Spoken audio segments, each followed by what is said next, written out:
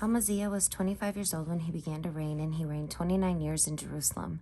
His mother's name was Jehoiadin of Jerusalem. He did what was right in the sight of the Lord, yet not with a true heart. As soon as the royal power was firmly in his hand, he killed his servants who had murdered his father the king.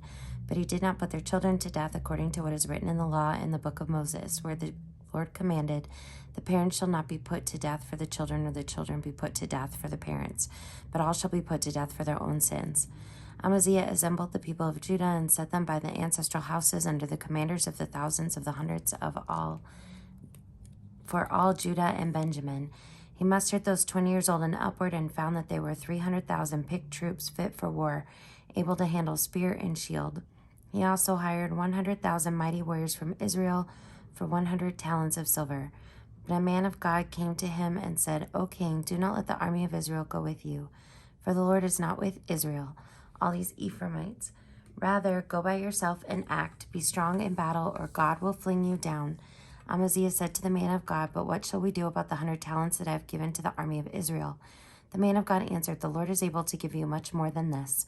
Then Amaziah discharged the army that had come to him from Ephraim, letting them go home again. But they became very angry with Judah and returned home in fierce anger. Amaziah took courage and led out his people. He went to the valley of Salt and struck down 10,000 men of Seir. The people of Judah captured another 10,000 alive, took them to the top of Selah, and threw them down from the top of Selah, so that all of them were dashed to pieces. But the men of the army whom Amaziah sent back, not letting them go with him to battle, fell on the cities of Judah from Samaria to Beth Horon. They killed 3,000 people in them and took much booty. Now after Amaziah came from the slaughter of the Edomites, he brought the gods of the people of Seir, set them up as his gods, and worshipped them, making offerings to them. The Lord was angry with Amaziah and sent to him a prophet who said to him, Why have you resorted to a people's gods who could not deliver their own people from your hand?" But as he was speaking, the king said to him, "Have we made you a loyal counselor? Stop. Why should you be put to death?" So the prophet stopped, but said, "I know that God is determined to destroy you because you have done this and have not listened to my advice." Then King Amaziah of Judah took counsel and sent to King Joash, son of Jehoahaz, son of Jehu of Israel, saying, "Come, let us look one another in the face."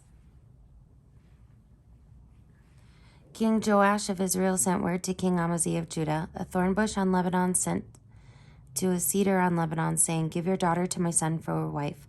But a wild animal of Lebanon passed by and trampled down the thorn bush.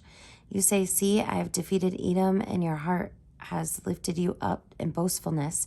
Now stay at home. Why should you provoke trouble so that you fall, you and Judah with you?" But Amaziah would not listen. It was God's doing in order to hand them over, because they had sought the gods of Edom. So King Joash of Israel went up. He and King Amaziah of Judah faced one another in battle at Beth Shemesh, which belongs to Judah. Judah was defeated by Israel. Everyone fled home. King Joash of Israel captured King Amaziah of Judah, son of Joash, son of Ahaziah, at Beth Shemesh. He brought him to Jerusalem and broke down the wall of Jerusalem from the Ephraim gate to the corner gate, a distance of 400 cubits. He seized all the gold and silver and all the vessels that were found in the house of God, and Obed-Edom with them. He seized also the treasuries of the king's house, also hostages. Then he returned to Samaria. King Amaziah, son of Joash of Judah, lived 15 years after the death of King Joash, son of Jehoahaz of Israel. Now the rest of the deeds of Amaziah, from the first to the last, are they not written in the book of the kings of Judah and Israel? From the time that Amaziah turned away from the Lord, they made a conspiracy against him in Jerusalem. He fled to Lachish, but they sent after him to Lachish and killed him there. They brought him back on horses. He was buried with his ancestors in the city of David.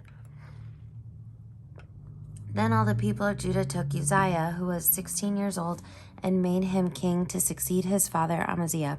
He rebuilt Aloth and restored it to Judah after the king slept with his ancestors. Uzziah was 16 years old when he began to reign, and he reigned 52 years in Jerusalem. His mother's name was Jecholiath of Jerusalem. He did what was right in the sight of the Lord, just as his father Amaziah had done. He set himself to seek God in the days of Zechariah, who instructed him in the fear of God, and as long as he sought the Lord, God made him prosper. He went out and made war against the Philistines and broke down the wall of Gath and the wall of Jabneh and the wall of Ashdod. He built cities in the territory of Ashdod and elsewhere among the Philistines.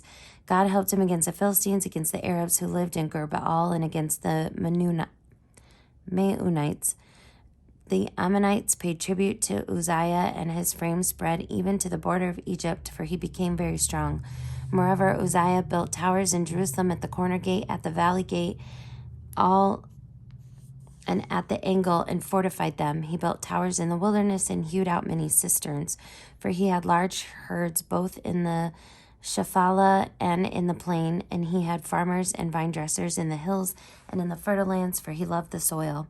Moreover, Uzziah had an army of soldiers fit for war in divisions according to the numbers in the muster made by the secretary Jael and the officer Maaseiah, under the direction of Hananiah, one of the king's commanders. The whole number of the heads of the ancestral houses of mighty warriors was 2,600.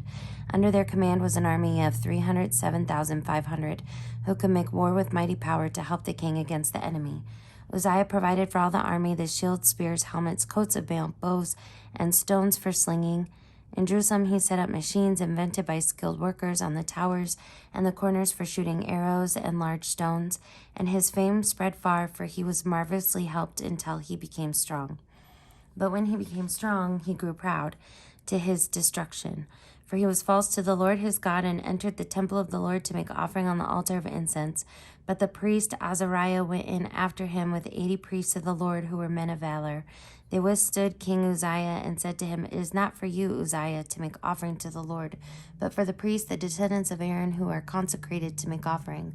Go out of the sanctuary, for you have done wrong, and it will bring you no honor from the Lord God." Then Uzziah was angry. Now he had a censer in his hand to make offering, and when he became angry with the priests, a leprous disease broke out on his forehead in the presence of the priests in the house of the Lord by the altar of incense. When the chief priest Azariah and all the priests looked at him, he was leprous in his forehead. They hurried him out, and he himself hurried to get out, because the Lord had struck him. King Uzziah was leprous to the day of his death, and being leprous lived in a separate house, for he was excluded from the house of the Lord. His son Jotham was in charge of the palace of the king, governing the people of the land. Now the rest of the acts of Uzziah, from the first to the last, the prophet Isaiah son of Amoz wrote.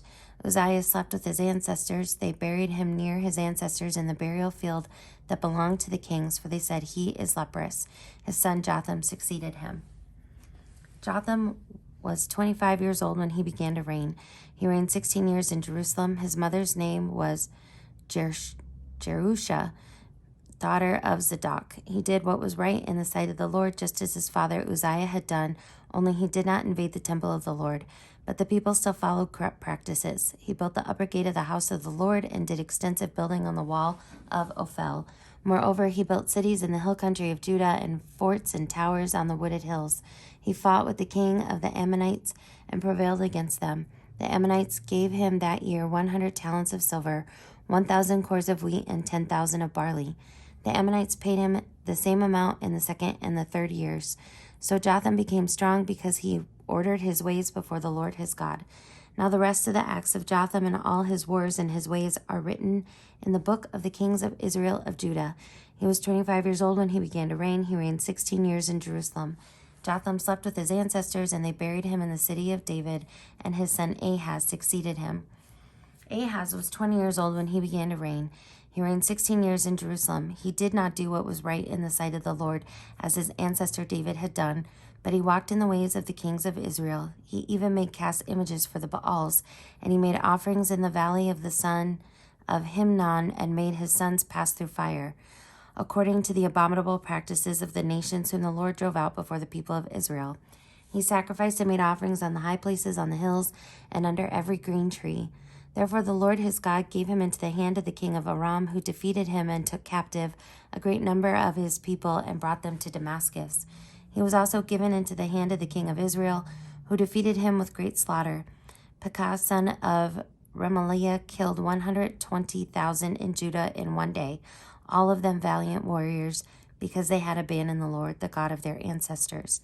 And Zikri, a mighty warrior of Ephraim, killed the king's son Mahaseiah Azrikam, the commander of the palace, and Elkanah the next in authority to the king.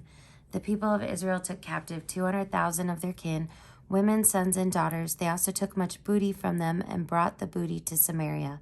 But a prophet of the Lord was there whose name was Oded. He went out to meet the army that came to Samaria and said to them, because the Lord, the God of your ancestors, was angry with Judah, he gave them into your hand. But you have killed them in a rage that has reached up to heaven.